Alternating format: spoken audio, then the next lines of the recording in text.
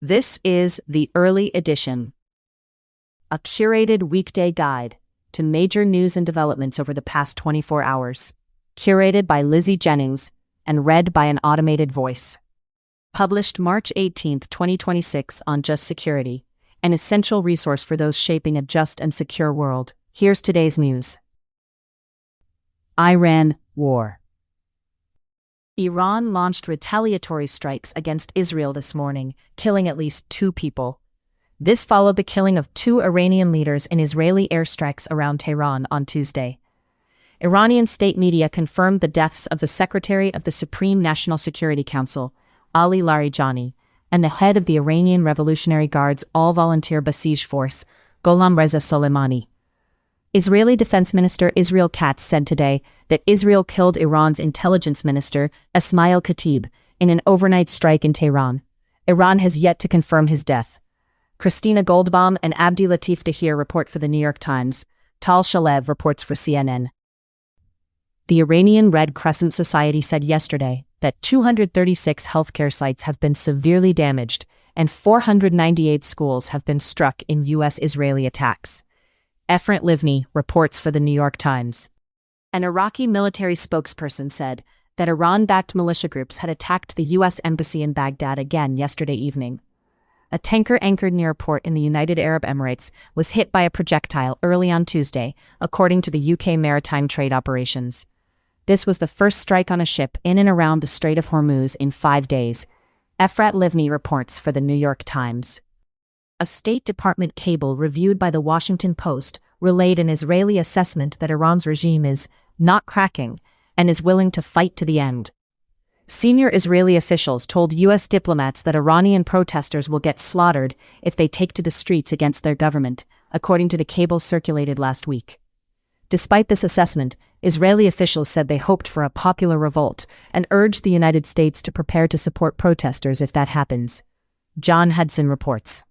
The State Department has ordered all U.S. diplomatic posts worldwide to immediately undertake security evaluations, citing the ongoing and developing situation in the Middle East and the potential for spillover effects, according to a State Department cable sent yesterday. Though similar orders have been sent in recent weeks, this appears to be the first time that all posts globally have been ordered to review their security due to the Iran war. Adam Taylor reports for the Washington Post. About 90 ships, including oil tankers, have crossed the Strait of Hormuz since the outset of the war, according to maritime and trade data platforms. Iran has managed to export well above 16 million barrels of oil since the beginning of March, trade data and analytics platform Kepler estimated. Chan Ho Him and Sheikh Salik report for AP News. Iran war, political response. We do not need the help of anyone to open the Strait of Hormuz, Trump said yesterday on social media. Speaking to reporters in the Oval Office, Trump claimed he was unbothered by the reluctance of NATO countries to support the war against Iran, while reiterating that the alliance is making a very foolish mistake by declining to help. AP News reports. Karun Demirjian and David E. Sanger report for the New York Times. Gregory Svirnovsky and Jacob Wendler report for Politico. Joe Kent, the director of the U.S. National Counterterrorism Center, resigned yesterday, saying that the United States joined the war in Iran because of pressure from Israel rather than an imminent threat. Julian E. Barnes, Robert Draper, and Luke Broadwater report for the New York Times. The UN's World Food Program said the U.S.-Israeli war on Iran threatened to drive up the number of people suffering from acute hunger by tens of millions worldwide. Shipping costs have risen 18%, and higher oil prices are driving up the agency's costs, according to WFP Deputy Executive Director Carl Scow. The agency estimates that if the Middle East war goes on through June, it would push another 45 million people into acute hunger. This would take global hunger levels to an all-time record, and it's a terrible, terrible prospect, Scow told reporters. Nick Cumming-Bruce reports for the New York Times. Lebanon. Israel's military carried out several strikes in central Beirut overnight and this morning, killing at least 10 people and injuring 27 others, according to the Lebanese Health Ministry. Israel also renewed evacuation warnings for several villages in southern Lebanon this morning. The ministry said yesterday that 912 people have been killed across Lebanon. Christina Goldbaum and Abdi Latif Dahir report for the New York Times. The Norwegian Refugee Council said today that 1 million people in Lebanon have now been displaced by the fighting. That is about a sixth of the country's population. Rawan Sheikh Ahmad reports for the New York Times. Israeli airstrikes since the beginning of March on residential buildings, displaced people, and healthcare workers in Lebanon raise concerns under international law and may amount to war crimes, the UN Human Rights Office said yesterday. Israel's military yesterday said that its tank fire hit a UN position in southern Lebanon on March 6, wounding Ghanaian peacekeepers. A comprehensive investigation concluded in recent days determined that the fire that hit the UNIFIL personnel was mistakenly carried out by the IDF troops that misidentified the UNIFIL troops as the source of the anti-tank fire moments earlier, the Israeli military said in a statement to Reuters. Israel-Gaza war. An Israeli airstrike yesterday killed at least 3 people in Gaza, including a child, according to local health authorities. Gaza health officials said at least 40 people have been killed by Israeli fire since the United States and Israel launched joint attacks on Iran at the end of February.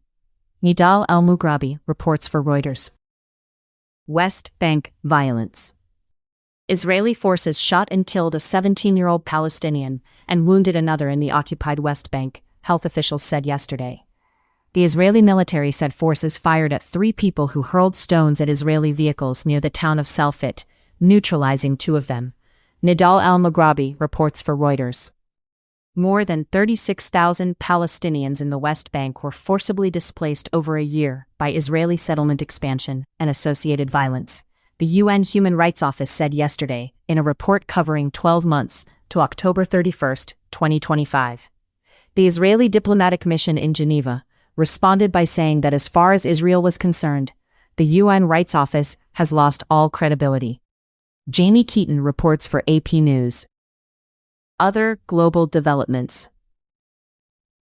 Medical supplies to clinics dealing with the humanitarian crisis in Sudan could run out within 2 weeks unless shipments are rapidly rerouted after disruptions due to the conflict in the Middle East, Save the Children said yesterday. Some $600,000 worth of essential medicines are stuck in ports in Dubai, the charity said. Olivia Lapoidovin and Emma Farge report for Reuters. Tech developments. NVIDIA CEO Jensen Huang confirmed yesterday that NVIDIA is in the process of restarting manufacturing of its H200 chips for shipments to China, adding, "We've been licensed for many customers in China, and we have received purchase orders from many." Ina Fried reports for Axios. U.S., Caribbean, and Pacific operations. Joseph Humire, a top Pentagon official, yesterday told lawmakers during a House Armed Services Committee hearing that existing military operations targeting Latin American drug cartels are just the beginning. Humire said officials have seen a 20% reduction in suspected drug vessels traveling the Caribbean and a 25% reduction in the Eastern Pacific traffic since the start of the military operations. U.S. immigration developments. In a letter sent to Senate Republicans yesterday, White House border czar Tom Homan and legislative aide James Braid proposed limited changes to immigration enforcement in an effort to end the Homeland Security Department shutdown. They said the administration was open to enforcing the use of visible officer identification and requiring immigration officials to identify themselves and state their law enforcement agency when asked. They also wrote that the White House would limit immigration enforcement activities at certain sensitive locations and expand the use of body cameras. Key Democratic priorities like banning masks, requiring warrants, and establishing stricter use of force rules were not addressed. U.S. domestic developments. House Oversight Chair James Comer, Republican Kentucky, yesterday issued a subpoena to Attorney General Pam Bondi, demanding she testify before lawmakers on April 14th over her handling of the Epstein files. Jacob Wendler reports for Politico. Personally directed hostility is dangerous, and it's got to stop, Chief Justice John Roberts said yesterday as he defended the Supreme Court. Roberts did not mention Trump directly and made an effort to frame criticism of the judiciary as emerging from all over and not just any one political perspective. Asked for a response, White House spokesperson Abigail Jackson said, "The public has always valued President Trump's ability to freely speak his mind." Josh Durstein reports for Politico.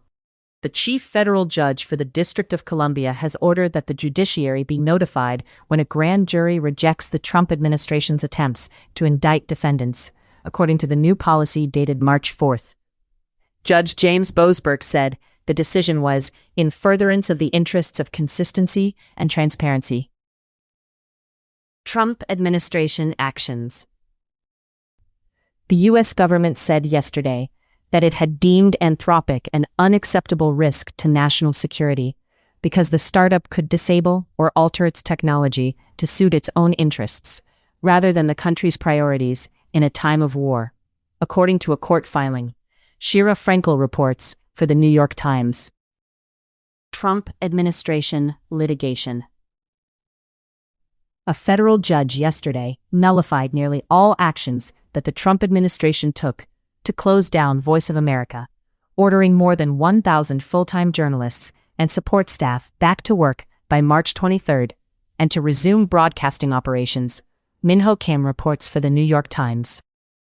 The Metropolitan Transportation Authority filed a lawsuit yesterday accusing the Trump administration of withholding $58.6 million in reimbursements for the Second Avenue subway project and jeopardizing the Manhattan Transit expansion.